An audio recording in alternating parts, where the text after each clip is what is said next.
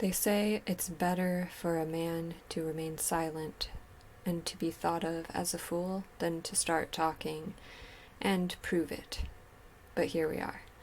Welcome to the first unofficial episode of Mom and Tell, the podcast, where I am really here just to test out the equipment that my husband and I purchased for our small businesses podcast. I don't know if this will ever go on to become a full-on podcast for my Mom and Tell platform, but I figured while I'm testing out the equipment, why not hit two birds with one stone and make content for my other platform. So while I test out my equipment, I just thought maybe I'll just give a life update, maybe introduce myself more thoroughly to all 12 of my non-friend in-person followers. So, hello, my name is Cirra. I'm a 30-year-old mother of 5 kids, ages 7, 5, 3, and 1. I have 2 one-year-olds, so that brings the total to 5. I am happily married, I'm Catholic, I'm a homeschool mom, I work from home part-time, which is a new thing for me. My husband and I recently started a business. We're a staffing firm serving the nuclear industry. My husband is a nuclear engineer. He's been in the industry for over 10 years, and he just had inspiration one day. It was All Saints Day last year to start a staffing firm. He's really good at networking and has kind of performed the function of a staffing agent or recruiter or headhunter or whatever you want to call it for his previous employers, and he's really good at it. I actually own the business, and my role in the business is all of the back end stuff. And right now, what we're doing is, number one, building the infrastructure in order to offer staffing services, which involves a whole lot of things that I didn't really know about until the past few months. And in addition to staffing, in order to funnel in people to our services, we are going to offer a podcast, and we're also going to offer a learning management system and provide courses for things in the nuclear industry. My husband's main role in this is definitely recruiting. He's the recruiting guy. But I, on the other hand, am doing all of the paperwork and building our website, figuring out all of this equipment so that we can do a podcast. He will be the host of the podcast, building our learning management system, all of these things that I am not an expert in. I have no official training in. I never went to school for any of this, but I am a quick learner. I really like creative endeavors, but I guess a quirk of mine is that although I do like creative endeavors, I also really like a mindless task. I don't know if I've always been this way. Maybe it's just the result of the intense variety and dynamism of being a stay-at-home mom, because throughout the day you are pulled in so many different directions at a moment's notice. One minute you're doing dishes, the next you're dishing out consequences, and the next you're giving life lessons, and then you're back to folding laundry. And it's really just a lot of response to crises.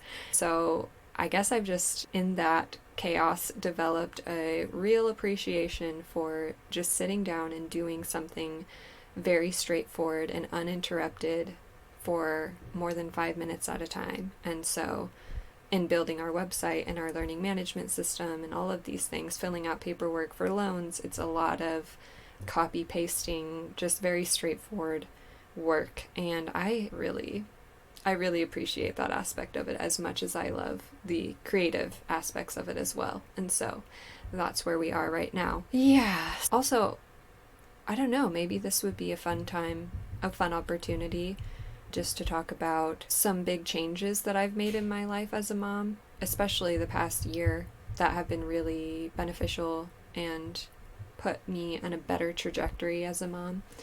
I guess I'll just start with an admission that, like I said, I really like making content and I really like creative endeavors. I like sharing my thoughts. All of those personality traits as well as the technology that was available to me as a kid kind of culminated in a pretty severe social media addiction. I just really loved the interaction and the affirmation and all of these things that comes with putting out content on the internet. I've always been making creative content just for fun for myself. When I was younger, I had my very first phone, which was like one of those Nokia brick phones. I learned pretty quickly that I could record videos on them, and so I would just make videos all the time, point and shoot. I had nowhere to post them because social media didn't exist back then. I would just watch them back. And I grew up watching like Disney Channel and just idolizing like the main characters of those shows and putting myself in their shoes. And I had aspirations of being an actress at one point. So yeah, creativity, making content, making videos, that's always been something in my life. And then as I got social media and started consuming some of the videos that were out there on YouTube and things like that, my passion for music came together with my joy of making content, and then that came together with social media. And my mom was the first one who encouraged me and uploaded my first cover song to my YouTube channel, which is still up and out there, but it's affiliated with an email address that I no longer remember the password to, and so I can't even take those videos down, but it exists out there if you want to look it up. I made videos, cover song videos, and uploaded them to YouTube and Facebook for many years, from my freshman year of high school all the way to my freshman year of college and beyond, actually. And it was actually through my now husband seeing one of my cover videos that he reached out to me on Facebook. We met in person. We have a really cute meet cute story. Maybe another podcast would be good to talk about that. Anyway, that's how he decided to initiate conversation with me, was by messaging me about one of my cover songs. So anyway, I've been at it for a long time. I love making videos, but sometimes you just lose the forest for the trees, and it's really addictive. That's just the nature of it. And I found it very difficult when I started popping out babies to meet the demands of that season of motherhood, and also constantly being online, getting wrapped up in news stories, getting wrapped up in debates, posting things and then regretting it. I couldn't do both. And there was just a lot of drama as well on that platform, but it was very hard for me to cut ties with it because, again, it's very addictive, the affirmation and all of these things. And so this past summer, I was working out, doing some landscaping, and I don't know what it was, but I started to have a real reaction to plants that I was working with or something like that. So I decided to stop my landscaping session, and then I had to go to a meeting with a bunch of other moms for a summer camp that we were planning to do with our church. And it was at Panera. I love Panera, but it was also pretty late in the evening that we started the meeting. It was like 6:30 p.m. And I stupidly decided to get a caffeinated beverage. I normally don't drink caffeine that late in the night, but also the times that I have, I really haven't noticed that big of a negative impact on my ability to fall asleep at night. So I was like, whatever, it's once in a blue moon, doesn't hurt. But it did that night. So not only was I unable to sleep that night, but the symptoms that I was experiencing earlier in that day, they started getting worse and also turned into like chills and muscle aches very suddenly. Like halfway through the meeting, I started shivering, and at first I thought it was just because they had the AC cranked up or something like that, but everyone else seemed fine. I was trying not to be obvious about it, and by the end of the meeting, I was so tired, almost lethargic, that I could barely make it back to my van. I texted my husband before I left, and I was like, I don't know what's happening, but I'm down for the count, so when I come home, I'm just crawling into bed. I'm sorry.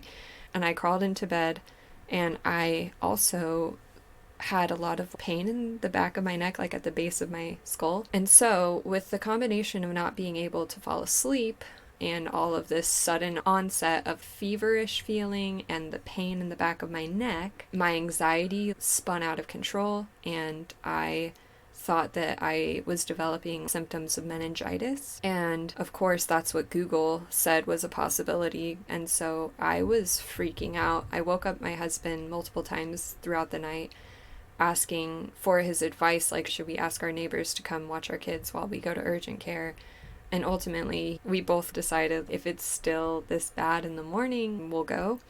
But I couldn't fall asleep. I was feeling awful. I was anxious. My mind was just spinning out of control of all the worst case scenarios. And so I started to pray.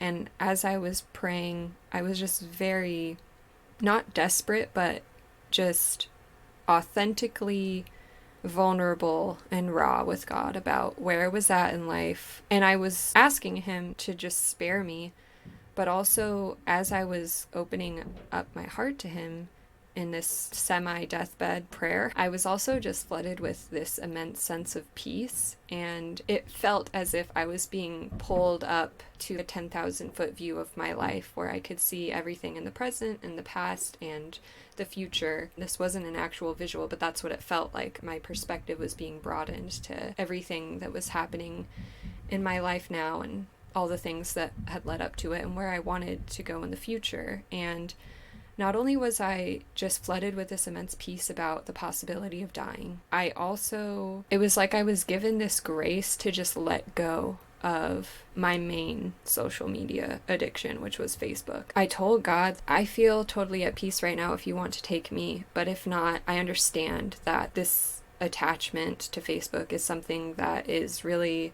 limiting my ability as a mother and ability as a disciple, and is probably getting in the way of a lot of your plans. And so if you do grant me the gift of another day of many more years on this earth, I will delete my Facebook. And I didn't even wait till the next day, because technically it was like 3 a.m. It was the next day. I started the process of deleting it, and I didn't do the thing where I deactivate it such that I could go back in and reactivate and have all of the same pictures and posts stored as like backup there. I actually deleted it. The next day I woke up and I was fine. There was no chills, there was no neck ache, there was no symptoms. I was a little bit tired, but so for about 8 months, I was completely off social media. I thought I had deleted my Instagram, which was linked to my Facebook, but I guess I didn't. And I didn't realize that at the time. That was probably good. But in that time, the spiritual growth that happened and the logistics of motherhood and the different systems that I was able to figure out and put in place to increase our quality of life all around. I stopped pumping for my twins. I exclusively pumped for my twins for a year, and that was a huge sacrifice and cross. But God works all things together for our good. I'm a firm believer of that, and I feel that in the process of pumping for them, just learning to resist the initial impulse to go back to sleep when my alarm would go off, to do my middle of the night pumps. All of the discipline that it took to pump for a year for the twins really translated well to other areas of my life that I needed to grow in. And something else that happened that coincided with my big break from Facebook, at least, was that my husband started going to spiritual direction with a priest that was somewhat new to our area at the time.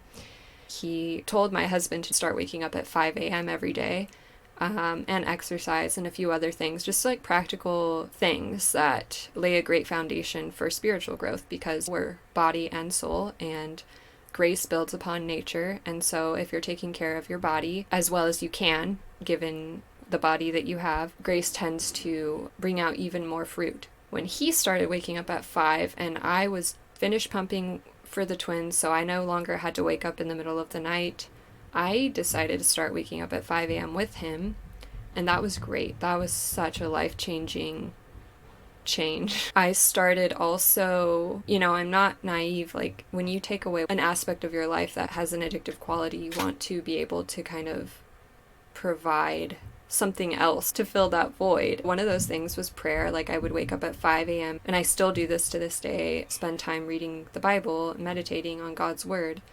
But also throughout the day, I started listening to audiobooks, like the classics, things that I'd hear people sharing quotes from all of these novels that, oh, I wish I had time to read them. Like, I just read them. And my husband and I did it together. We'd pick out books together that we both listened to separately, and then we could discuss them. And I'm still doing that to this day. And then I started going to spiritual direction with the same priest separately. Obviously, we'd have different spiritual direction appointments with him. And I just love him. Father Eric, if you see this, thank you so much. Your advice and the reading recommendations you've given me have just been so good. So then I found out that I still had an active account on Instagram. I didn't really interact with it that much after I found out that I still had it. I would go on maybe once every few weeks and just see who was pregnant and having a baby, who just had a baby, who was engaged, and just sort of check in on the world outside, because we're actually from a different state, so we have a lot of friends in different parts of the country that I wouldn't otherwise know about but for social media, because that's not really common nowadays to stay in touch with people that you're not in the same vicinity as, unless you have their phone number and have phone calls and things like that. But that's just not really how our generation rolls, I guess. So anyway, it was nice to be able to have that little window into social media. And then in spiritual direction, my spiritual director said that I should have a hobby outside of motherhood. And it was hard to think of what that could be, because when you have a house full of young children, whatever hobby you have, if it's going to be out where the kids can mess with it, like he said, he grew up in a house with lots of kids, and his mom would always be doing something with them around, like she would be working on her sewing. I can't imagine doing that. And I told him that. I was like, I can't imagine just having pins and needles out with 1-year-olds walking around. I don't know how she did that. And he insists that they just knew not to get into mom's sewing stuff. But I just told him, realistically, I don't think sewing is going to be the thing, but I'll think about it. What could my hobby be? And I thought about it, I prayed about it, and I just kept going back to like making videos, and a lot of positive things had happened in my life lately, as I said, different habits being instilled. And so I decided to give filming content a shot. Now, how could I do this without being on social media? Well, that is the tricky part, and it's still something that I am, I don't know, praying about. I'm open to. I could shut all of this down the next day and yeah, just so you guys know. But it seemed like maybe I could work around the social media aspect of it by just posting on YouTube, which isn't as much of a social platform as, say, like Facebook, because you could just post videos and it's not so much interacting with people. I don't know. That was just my rationale at the time. So I started making videos and posting them on YouTube, and they were a little bit longer and they took a little bit more time to edit. But then shortly after I started making videos for my Mom and Tell channel, I realized that I had Instagram, and so I thought maybe I'll just post some of them on Instagram as well. This is the part where it's hard, because just being real, once I started posting on Instagram and receiving positive feedback from people that I actually knew, the addictive qualities are there. And I started kind of shaping the format of my content to be more cohesive, in alignment with the algorithms, which meant shorter reels, which was nice because I was able to learn how to consolidate content more and just get to the meat of the issue and learn how to edit faster, how to set up shots such that I wasn't creating hours of footage that I had to sift through in order to create a video. Instead, it was just like set up the shot, get the most important thing, and then stop recording and then set up the next shot.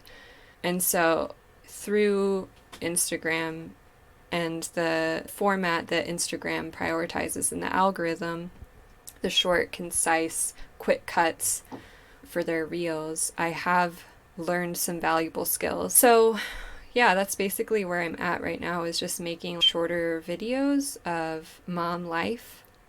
And I don't know where it's going to go. But all of this to say that God can write straight with crooked lines. And I don't know if Mom and Tell will be much of a thing far into the future, or if this is just a stepping stone to build my skills to then apply to our small business, or if both will grow simultaneously. But I trust, and this is something that I was deeply convicted of in my time away from social media and just reading the lives of the saints, is that I don't have to know how God will complete his work in me. I don't have to know how God will make me a saint. I just have to be along for the ride and not give up. And that is true for any person listening to this. Sometimes when you are striving for sainthood, it often looks like making resolutions, and that's good, and having a game plan, and that's also good. In fact, it's recommended. It's good to have a spiritual director, but I think sometimes we can delude ourselves into thinking that there's just a straight path set before us, and if we only do the right things and check off the right boxes, we can just get right to the point. But we're human, and so we stumble, we fall, we zigzag, and ultimately we just need to be at peace with the journey unfolding as it unfolds and not as we think it should unfold. I just have developed this trust that even if all of this, at the end of the day, achieves nothing, no success by the world's standards, God can and will use it for my good. And that's something that in prayer I look back and I see all of the silly endeavors, all the little skills that I've impulsively dedicated weekends of my life learning, whether it's graphic design skills or video editing skills or just a random research topic that I binged on. All of it can come together for plans that I know nothing about. And so far that has borne out to be true in our little business endeavor. Maybe this specific podcast will directly impact someone, but at the end of the day, I'm just here to be a fool for Christ and to use the skills that God has given me and God is inspiring me to develop for his glory. And I'm really excited for the future. I'm happy to be alive. I'm happy that the one who began a good work in me will continue to complete it until the day of Christ Jesus. That's what Philippians 1:6 says. Another thing though, there is going to be one more episode of this podcast, even if it's just a 2-episode podcast. I also need to test out with our equipment and our recording program platform, podcasting with another person in a different location, basically having a video chat and recording it, and then bringing the two different video and audio files together into the editing software to splice to make a video podcast. That is what we are going to be doing for our small business. Russell, my husband, is going to be the host, and he's going to have on various guests to talk about different things in the nuclear industry. And so I need to practice that.